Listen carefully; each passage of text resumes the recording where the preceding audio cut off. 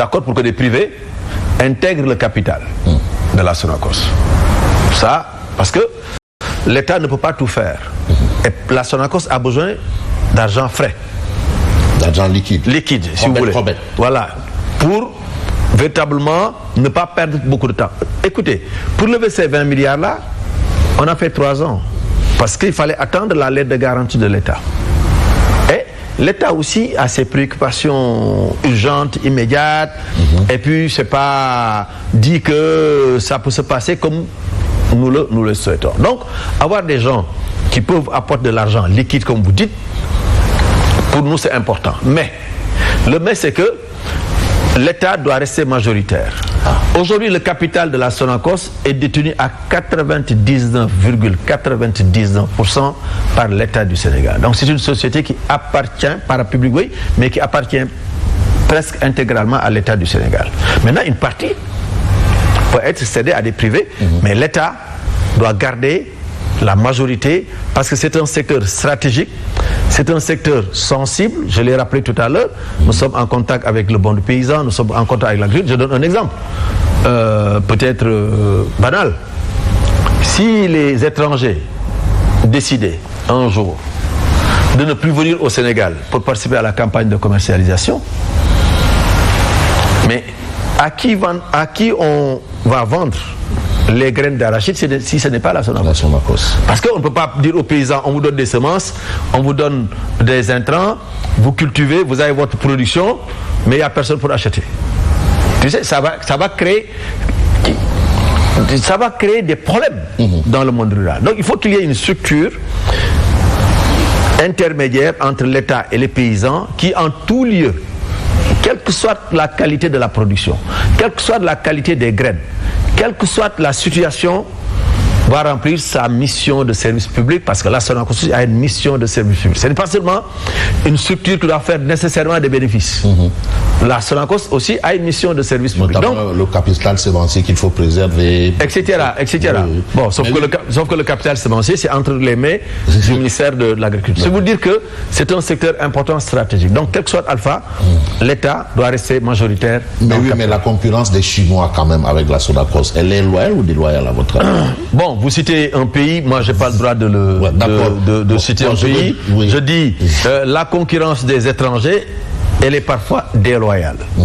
Parce que, comme on dit, pour qu'un match de football se joue, il faut d'abord un arbitre. Il faudrait que tous les 22 acteurs acceptent de commencer à la même heure, en cas l'heure indiquée. Si le match doit démarrer à 16h30, tout le monde doit attendre 16h30. Mais il est arrivé que nos concurrents commencent avant nous.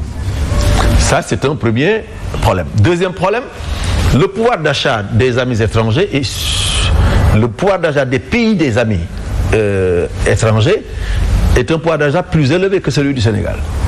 Ça veut dire quoi? Ça veut dire qu'eux peuvent acheter le kilogramme d'arachide à n'importe quel prix. Transformer en huile, bon, leur population peut acheter. Oui. Alors, troisième élément, nous subventionnons les semences, nous subventionnons les engrais, nous subventionnons le matériel agricole. Donc nous subventionnons la production. Eux, on subventionne leur entreprise. Donc, ils peuvent se permettre certaines choses. Bref, donc c'est une concurrence qui, selon nous, est déloyale. Et par contre, on ne peut pas ne pas libéraliser la commercialisation. Et c'est pourquoi l'État doit être là pour assurer la régularisation. La régularisation. Ça, il faut réguler la commercialisation. Regardez, si les exportations doivent prendre le pas sur l'approvisionnement en matières premières, qu'on puisse freiner ou ralentir les exportations.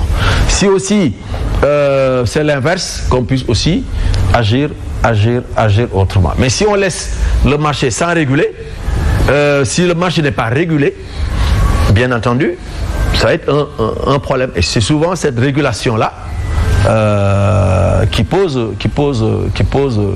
problème. Mais la taxe à l'importation au kilogramme est compensatoire quand même. La taxe à l'export. À l'export. La taxe à l'export, oui. Elle a existé quand nous avons obtenu 129 000 tonnes.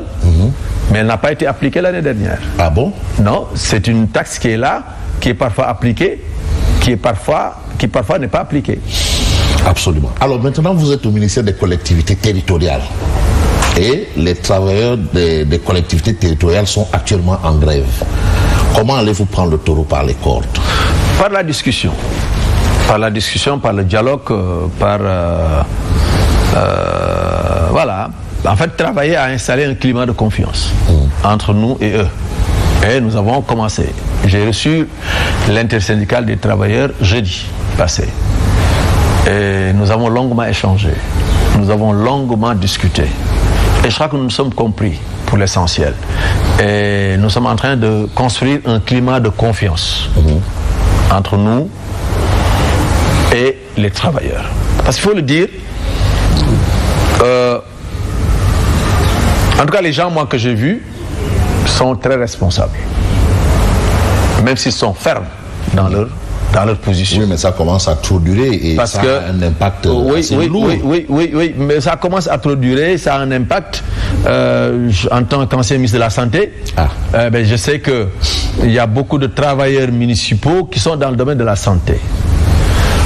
Aujourd'hui, je suis ministre des collectivités locales, je sais qu'il y a beaucoup de travailleurs municipaux qui sont dans le domaine de l'état civil, etc. Effectivement, donc c'est une grève qui est lourde de conséquences. Hein? Et je crois que les travailleurs le comprennent, nous aussi nous le comprenons. Maintenant, il ne s'agit pas pour chaque partie de tirer. Pour moi, nous devons tous converger autour de la table et échanger. Mais c'est une question d'argent, monsieur le ministre. Mais c'est ça que je vous dis. Alors, ils veulent leur argent. Est-ce que vous allez leur donner leur argent? Non, c'est une question de revalorisation de leur salaire. Sur le principe, nous devons discuter avec monsieur le Premier ministre, avec monsieur le Président de la République, avec monsieur le ministre des Finances et du Budget pour envisager les meilleures solutions.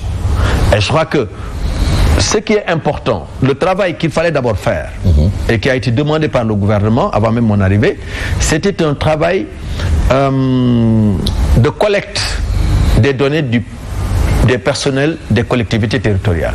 Parce qu'on ne connaissait pas le nombre. Aujourd'hui, nous connaissons le nombre. En tout cas, tout ce qui gravite autour des collectivités locales. Dans ce premier panier, nous connaissons ceux qui effectivement travaillent dans les collectivités locales, même s'ils ne sont pas réguliers, même s'ils n'ont pas tous leurs papiers. Dans ce lot encore, nous avons tiré ceux qui sont réguliers, ceux qui ont rempli toutes les conditions fixées par le Centre national de la fonction publique locale et de la formation. Et pour moi, pour nous, ce travail-là était important. Parce que tout le monde aussi n'est pas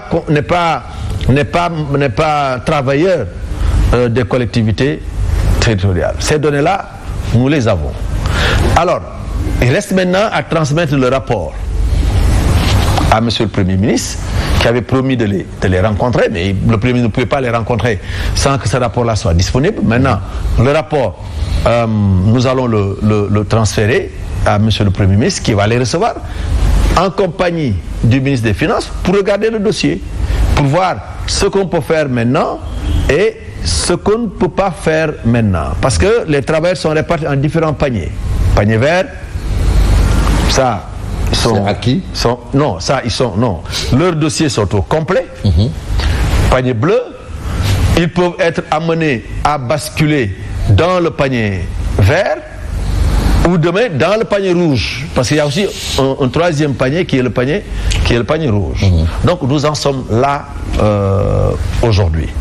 Donc nous allons faire un compte rendu détaillé de notre rencontre à monsieur le Premier ministre, et après il verra quelle suite donner à nos recommandations. Mais nous, en tout cas, nous sommes engagés à soutenir les travailleurs, parce que aujourd'hui nous sommes ministres des collectivités territoriales, et notre première mission est de faire de telle sorte qu'une ambiance de paix règne dans le secteur et que les travailleurs puissent trouver leur compte dans ce qu'ils font pour une plus grande motivation, une plus grande remobilisation, pour atteindre les objectifs assignés à nous par Monsieur le Président de la République.